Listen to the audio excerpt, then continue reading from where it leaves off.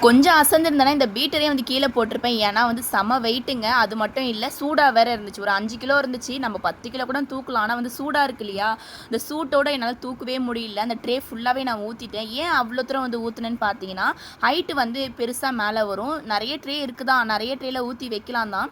இது வந்து தம் ரூட் வந்து மினிமம் ஆர்டர் வந்து 1/2 kg 1 kg ஆர்டர் பண்ணியிருக்காங்களே, அவங்களுக்கு கொஞ்சம் பெரிய பெரிய பீஸாக போட்டு கொடுத்துட்டுனா பேக்கிங்கில் அவங்க வீட்டுக்கு டெலிவரி ஆனதுக்கப்புறம் அவங்க வந்து ஸ்லைஸாக வந்து கட் பண்ணிப்பாங்க. நம்மளே ஸ்லைஸாக வந்து கட் பண்ணிட்டோன்னு வச்சுக்கோங்களேன், அந்த பீஸ் வந்து கட் பண்ணுற அந்த இதுவே வந்து போய்டும். ஏன்னா தம் ரூட்டுனாலே வந்து சின்ன சின்ன பீஸாக இருக்கக்கூடாது, பெரிய பெரிய பீஸாக இருக்கணும். இன்னும் சொல்லப்போனால் வந்து ஃபுல்லாகவே ஒரு 1/2 kg பீஸ் போடாமலாம் வந்து கொடுத்துருக்காங்க.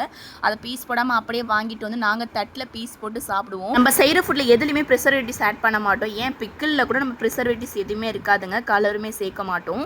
நான் தம் ரூட் மட்டும் எப்பயுமே மேலே வச்சு தான் பேசுவேன். ஏன்னா இது வந்து பாரம்பரியமான ஃபுட்டுங்க. இதெல்லாம் வீடியோலாம் இருக்குது இல்லையா யூடியூப்பில், அதெல்லாம் வரதுக்கு முன்னாடியே இந்த ஃபுட்டு வந்து இருந்துச்சு. இப்போ தான் ப்ரௌனி, முட்டை மிட்டாய், டீ கேக் எல்லாமே இருக்குது. ஆனால் இந்த கேக் வந்து அப்பத்துலேருந்தே பாரம்பரியமாக அடுப்பில் வந்து செய்வாங்க. பொதுவாகவே ஒரு சில குழந்தைங்களுக்கு வந்து முட்டை பிடிக்காது. ஏன் நம்ம கடையில் வர கஸ்டமரே என் பொண்ணு முட்டை சாப்பிட மாட்டா, முட்டை பிடிக்காதுன்னுவாங்க. அவங்களுக்குலாம் இந்த கேக்கு கொடுங்களா, இல்லை முட்டை சேர்த்துருக்கோமான்னு சொன்னால் கூட நம்ப மாட்டாங்க. அவங்க விரும்பி சாப்பிடுவாங்க. ஏன்னா நல்லாயிருக்கும் இந்த கேக்.